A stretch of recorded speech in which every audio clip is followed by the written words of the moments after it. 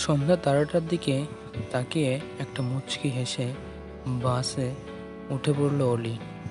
আজ তাড়াতাড়ি অফিস থেকে বেরোতে পেরেছে অনেক দিন পর। আজ মনে হয় শুভকে সারপ্রাইজটা দিতে পারবে, কারণ আজ যে শুভর জন্মদিন।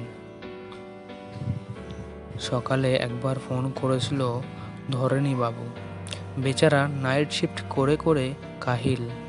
বাসে ওঠার আগে একটা বড় ডেয়ারি মিল্ক কিনল। ফুলকাকু বসেছে, কিন্তু না, ছেলেটা বাড়ি নিয়ে তো যেতে পারবে না। যদিও কাকিমা কাকু সবাই জানে ওদের কথা। শুধু চকলেটটাই নিল ছোট্টখাট্ট চেহারার অলি। আজ বেশ সেজেছে, কাজল আর কানে অনির দেওয়া এ লেখা দুলটা পড়েছে। অনি ওদের দুজনে খুব ভালো বন্ধু, বেস্ট ফ্রেন্ড সেই কলেজ থেকেই। ইদানিং অনিতার সাথে কথা হয় না অলির। বাসের জানালায় বসে হঠাৎ অনির কথা মনে পড়ল অলির। ফোন করলো অনিকে, ওই শুভর অফিসটা যেতে ঠিক কোন দিকে নামতে হবে রে? পর অলির ফোন পেয়ে অনি বুঝেছে নিশ্চয়ই আবার কিছু দরকার। একটা সুযোগ পেয়ে গেল অনি। আমি কি জানি তোমার মানুষের সাথে দেখা করবে আর আমি বলবো? বল না বাবু, আমার মনে পড়ছে না। মনে করো আমি কি সারাক্ষণ তোমার এটা ওটা করতে আছি? পারবো না। আরে এরকম করছিস কেন? দরকার পড়লেই বুঝি এই অনির কথা মনে পড়ে, আর বাকি দিনগুলো একবারও খোঁজ নিবি না? শয়তান যা। এক নিঃশ্বাসে অনি বলে চলে সাজানো অভিমান নিয়ে। বেশ খানিকক্ষণ দুপারেই কোনো কথা হয় না। হঠাৎ অলি বলে ওঠে, তোর বলতে হবে বল, না হলে আমি ওকেই জিজ্ঞাসা করে নিচ্ছি। এত তেল মারতে পারছি না। অনেক একটু অবাকে হয়, ও তো রাগ দেখাতে চেয়েছিল, সত্যি সত্যি তো নয়।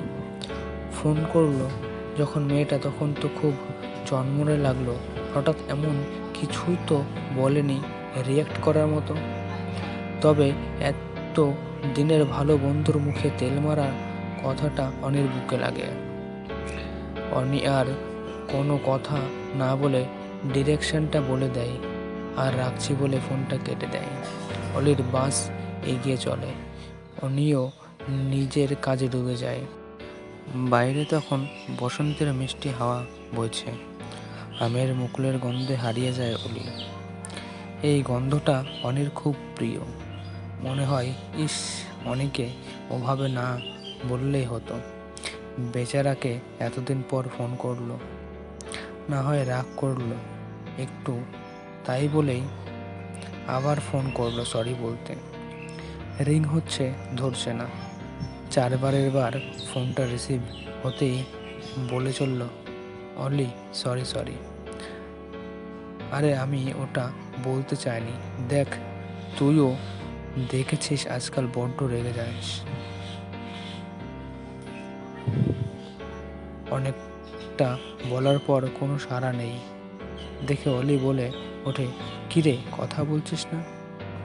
ওপার থেকে এক অচেনা কণ্ঠ বলে, আপনি কি এনার বান্ধবী? আপনাকে এক্ষুনি একবার নেক্সট টাউন থানায় আসতে হবে, অ্যাক্সিডেন্ট হয়েছে এনার।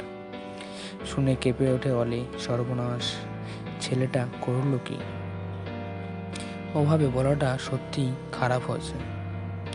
কি করবে ভেবে পাচ্ছে না অলি। শুভকে ফোন করলো, ধরলো না।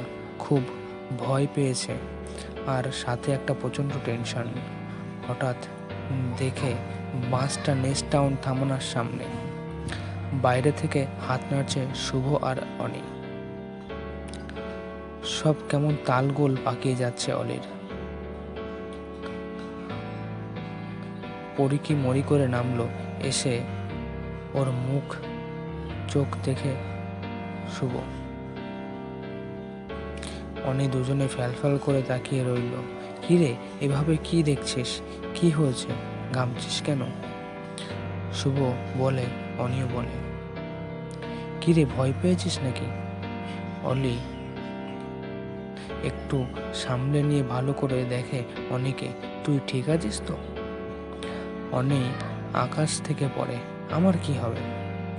থানার থেকে যে বললো তোর অ্যাক্সিডেন্ট হয়েছে।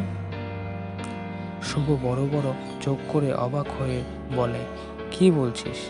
ও তো কতক্ষণ আমার সাথে দাঁড়িয়ে। অলি আস্তে আস্তে বোধ হয় বোঝার চেষ্টা করছে কি হয়েছে। অনি বলে, ফোনটা কাটলি কেন?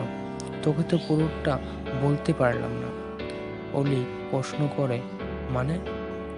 মানে তুই ওর অফিসে ডিরেকশন জানতে চাইলি, আমার একটু ঝগড়া করে তোকে বললাম, পট করে ফোনটা কেটে দিলি। তো ঘুরিয়ে করতে গিয়ে দেখলাম 10টা বাজতে যায়। এত রাতে তুই আসছিস দেখে আমি শুভকে ডেকে আনলাম। 10টা? কি বলছিস? আমার অফিস থেকে তো আধ ঘন্টা লাগে। বিস্ময় হয় বলি।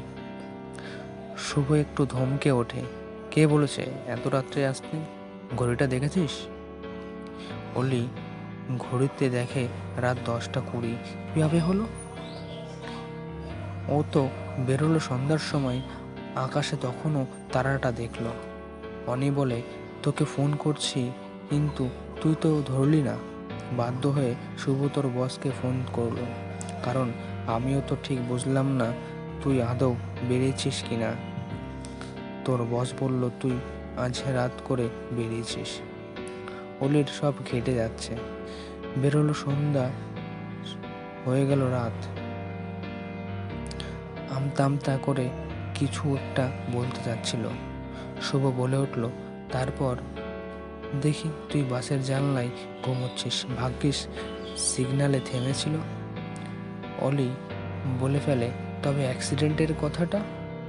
অনি আর শুভ হাসতে থাকে। অনি বলে, কি ভাবলি তোর কথা শুনে গাড়ি চাপা পড়লাম? বলে আরো হেসে ওঠে। অলি এবার বুঝতে পারে যে আদৌ অফিস থেকে তাড়াতাড়ি বেরোতে পারেনি। বাসের জানালার ধারে হাওয়ায় ঘুমিয়ে পড়েছিল আর তার ফলে স্বপ্ন দেখেছে ওই অ্যাক্সিডেন্টের খবর। শুভ এবার নাকটা ধরে নাড়িয়ে দেয় অলির। ওহ, পাগলির একটা, বলেই চমকে ওঠে। দুহাতে গাল দুটো ধরেই ধমক, এ কি, গায়ে তো গরম, জ্বর তো গায়ে তোর।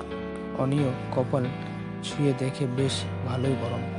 উফ, কি যে করিস তুই।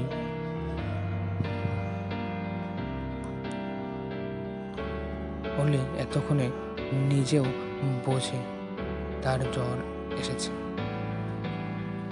আর তার জন্যই বুঝতে পারেনি অফিস থেকে কখন বেরিয়েছে। আর স্বপ্ন দেখাটাও ওই একই কারণে। অনেক রাত হয়ে গেছে। দুজনে মিলে অলিকে উবেরে বুক করে দিল। বেচারি জ্বর গায়ে যাবে, উবের ছেড়ে দিয়েছে। শুভ অলি তাকিয়ে হাসছে দুজনের দিকে। অনি ভাবতে থাকে, পাগলিটা শুভ শুভ করে কি না করে।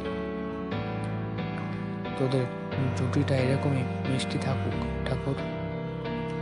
তুমি দেখো। শুভ চলে গেল। অনিও হাঁটা দিতে যাবে, কি মনে করে একবার পিছনে ফিরে তাকালো। দেখে পাগলিটা গাড়ি থেকে নেমে আসছে হন হন করে। ছুটে গেল অনি। কিরে, আবার কি হলো?